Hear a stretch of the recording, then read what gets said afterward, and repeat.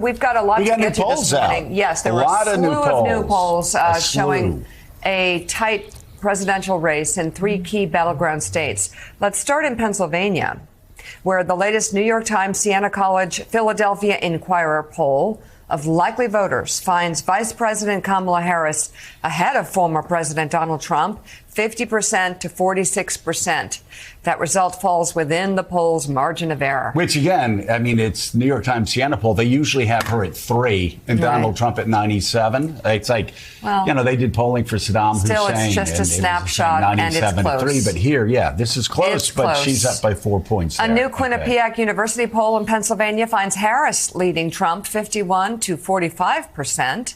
In Michigan, Harris has a 5-point lead over Trump. And in Wisconsin, it's close. Harris leads Trump by just 1 point, 48 to 47%. Meanwhile, a new Marist poll has Harris and Trump tied in Pennsylvania. Harris has a 5-point lead in Michigan and a 1-point lead in Wisconsin. Similarly, a new AARP poll finds Harris leading Trump by 1 point among likely voters in Wisconsin, 49% to 48%. But among voters 50 and older, Trump takes a 3-point lead over Harris. And the latest New York Times Siena College national poll of likely voters finds Harris and Trump tied at 47%. So what do you think? I think I've found the polls to be disappointing in the past, so I never know what to believe, but it does give you a snapshot, and I think the trend lines is what you always say is the important thing to look at. Yeah, I mean, and Will, if you look at the trend lines in Pennsylvania, in Michigan, trend lines most of them show Kamala Harris doing substantially better, 6, 7, 8 points better than Joe Biden did. Up 3, 4 points. Again, still in the margin of error, but you look at the trend lines there. Trend lines in Pennsylvania and Michigan look good for Kamala Harris. Wisconsin just is about as tight as, Dan Rather might say, tight as a Texas tick. Tight as a Texas tick on the back of a... Okay. He's way better than that. World champion. These are good. He's got okay. There you go. That one? There you go. Yeah, it is. I mean, it is stark when you look where we were before President Biden got out of the race. The trend lines, as we talk about, seem to be slipping in a lot of states, obviously in the battleground states, but even others. And at worst, Kamala Harris has stabilized that. And at best, in some of these swing states, she has grown a bit of a lead now on Donald Trump. But Sam Stein, I guess the good news for Democrats is there is no celebration whatsoever inside the Harris campaign. They're under no illusions that they're running away with any of these states. They know how close it's going to be. Interesting to note in some of the crosstabs on these polls, though, that we looked at just a minute ago, the Quinnipiac polls, on specific issues that Donald Trump is believed to have and that he thinks he has an advantage, the economy and immigration. Even those have entered sort of margin of error territory, suggesting that Kamala Harris has made up ground on those 2 pivotal issues in this race. Yeah, I mean, unlike the crowded debate, you are right. Not much celebration here for them. Did I connect the dots? That's good. Just got to, ruin the show a little bit. Yeah. I will note that Joe's right.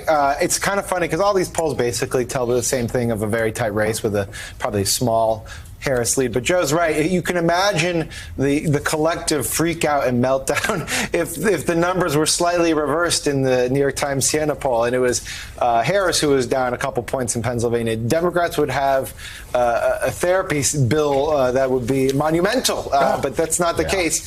And it's funny because I don't think Republicans will feel the same way about that poll this morning. Ultimately, it's a really close race, right? And the trend lines are slightly more favorable to Harris. There's question about whether she had plateaued a little bit. I think at this point, it's probably fair to say the debate gave her a small boost.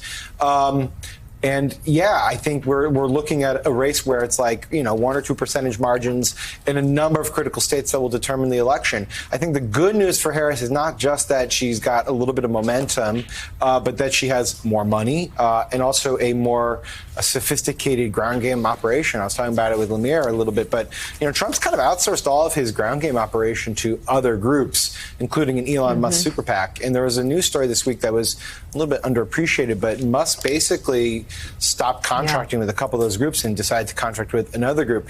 The other thing, though, that is of note, and I think Willie hit on it, is that on the key issue of the day, which is the economy, more trust for Harris over time.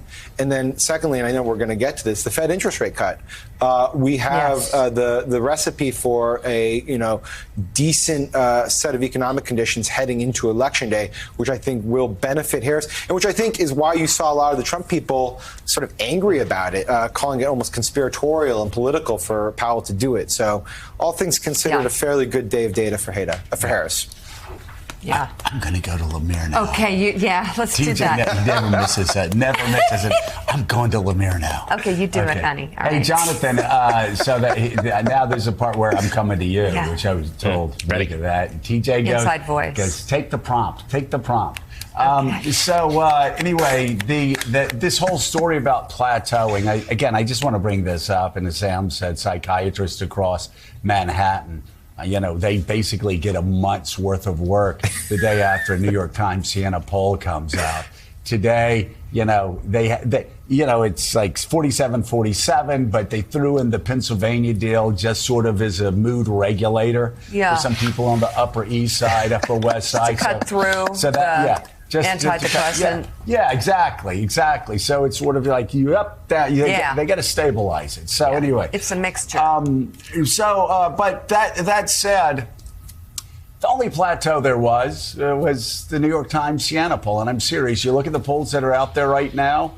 A lot of the ones that have come out the last couple of days, national polls have Harris up 3, 4, 5, 6 points.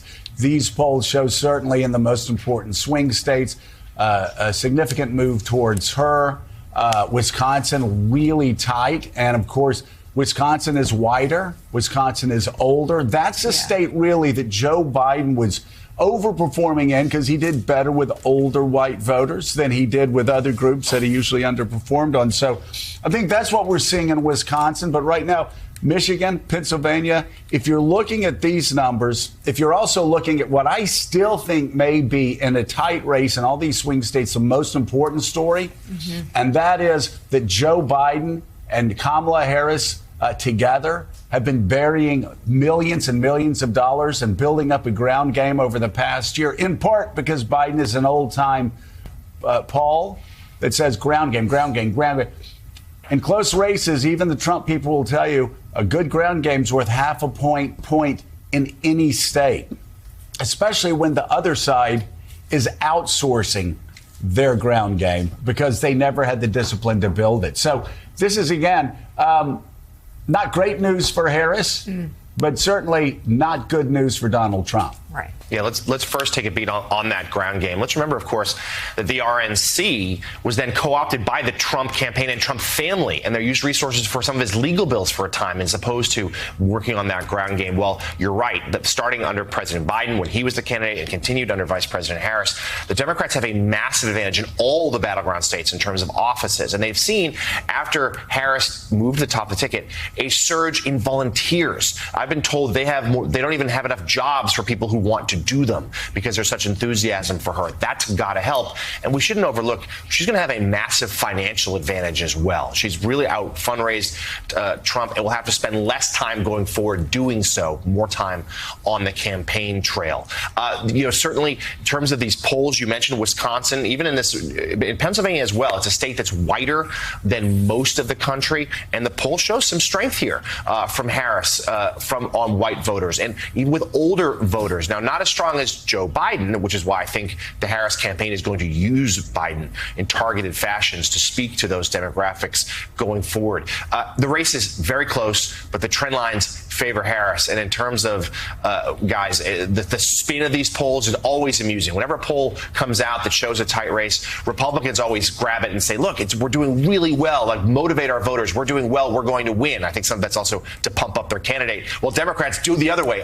This is trouble. We're underdog because they know they don't want to take things for granted. They want to keep working. And the Harris campaign feeding into that, saying, look, we have a lot of work to do. We're still losing, even though polls suggest she's not.